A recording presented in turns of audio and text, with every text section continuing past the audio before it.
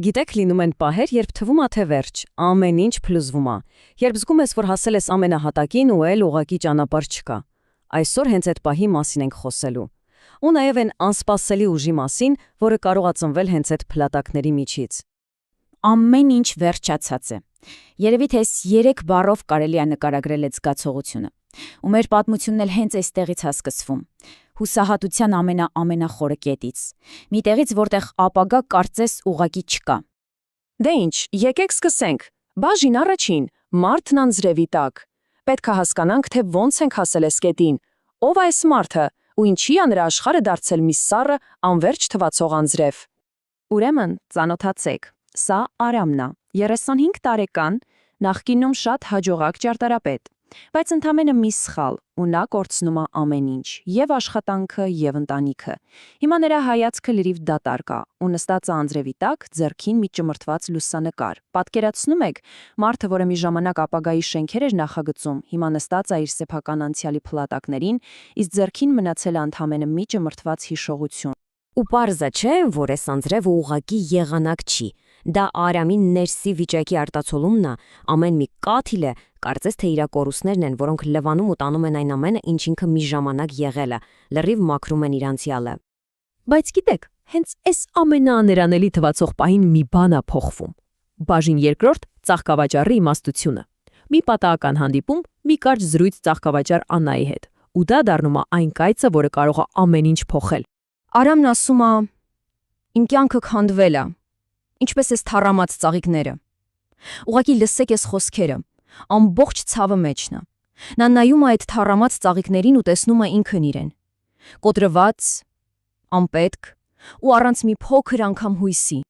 Բայց Աննայի պատասխանը ահա թե որն է ամեն ինչ փոխում։ Նա ասում է. արմատները դեռ ողջ են, մի քիչ խնամք, մի քիչ արև ու նրանք նորից կբացվեն։ Մարդն էլ է այդպես։ Տեսնում եք, թե ինչ է անում։ Նա հայացքը թառամած տեսանելի մասից տեղափոխում է անտեսանելի, բայց կենդանի մասի, արմատների վրա։ Ու սա ամենակարևոր միտքն է։ Խնդիրը երբեք այն չի, ինչ երևում է դրսից։ Լավ, եկեք այստեղ մի պահ կանգ առնենք ու խորանանք, որովհետև սա ուղղակի գեղեցիկ խոսքեր չեն։ Բաժին երրորդ. դժվարությունը որպես հնարավորություն։ Սա կյանքի խնդիրներին նայելու լրիվ ուրիշ, արմատական մոտեցումը։ Աննան ասում է մի բան, որի մասին արժի լուրջ մտածել։ Երբ մարդը կորցնում է ամեն ինչ, նա վերջապես ազատվում է ավելորդ բեռից։ Մի վայրկյան։ Կորուստը ոչ թե պարտությունը, այլ ազատագրում։ Այո, ազատագրում ես այն ամեն ինչից, ինչը քեզ պահում էր, կաշկանդում, սահմանում։ Սա մաքուր էջից սկսելու հնարավորությունը։ Ուրեմն եկեք սահմանենք, թե ինչ է դժվարությունը ըստ այս պատմության։ Դա պատիժ չի։ Դա հնարավորություն է տեսնելու, թե իրականում ինչ կա քո ներսում, երբ դրսում արդեն ոչինչ չի մնացել։ Դժվարությունը հայելի է, որը ցույց է տալիս քո իրական ուժը, քո արմատները, հենց այն ժամանակ, երբ բոլոր արտաքին հենարաններդ անհետանում են։ Շատ լավ, այս ամենը տեսականորեն հարաշալի է հնչում, բայց գործնականում ինչ է լինում։ Ոնց է այս նոր հայացքը փոխում Արամի կյանքը։ Բաժին 4. նոր հիմքի կառուցում։ Անցնում ենք խոսքերից գործի։ Ու այս համեմատությունը, կարծում եմ, ամեն ինչ ասում է։ Հիշում եք, նա հաջողակ ճարտարապետ էր, վերևից էր նախագծում վեհաշուկ շենքեր։ Իսկ հիմա նա սովորական շինարար է, որը ֆիզիկապես իր ձեռքերով գետնից սկսում է կառուցել։ Նա, ով երկնքում էր, բառացիորեն իջել է գետնին, որպեսզի իր կյանքի համար նոր ու շատ ավելի ամուր հիմք դնի։ Եվ այսպես, մենք գալիս ենք ամենագլխավորին։ Բաժին 5. անկումից հետո ավելի ամուր կանգնել։ Ի վերջո, ո՞րն է այս ամբողջ պատմության հիմնական ուղերձը։ Ինչի համար են փորձությունները։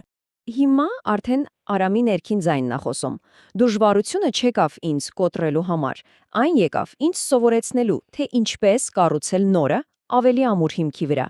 Սա էլ են անձրևի տակ նստած կոտրված Արամը չի։ Սա մի մարդ է, որը հասկացել է իր ամենամեծ անկումը, փաստորեն իր ամենամեծ դասն էր։ Նա անցյալը չի ջնջել, նա դրա վրա կառուցել է իր ապագան։ Ու սա երևի մի ընդհանուր ճշմարտություն է մեզ բոլորիս համար։ Կյանքը մեզ ծնկի է բերում, որ սովորենք կանգնել ավելի հաստատուն։ Երբեմն պետք է ընկնենք, որ հասկանանք, թե ինչ է նշանակում իսկապես ամուր կանգնել սեփական ոտքերի վրա։ Եվ վերջում, մի հարց եմ ուզում տալ, բայց այս անգամ հենց ձեզ։ Արամի պատմությունը մեզ ցույց տվեց, որ ամենամեծ ճգնաժամն էլ կարող է դառնալ ամենաամուր հիմքի սկիզբը։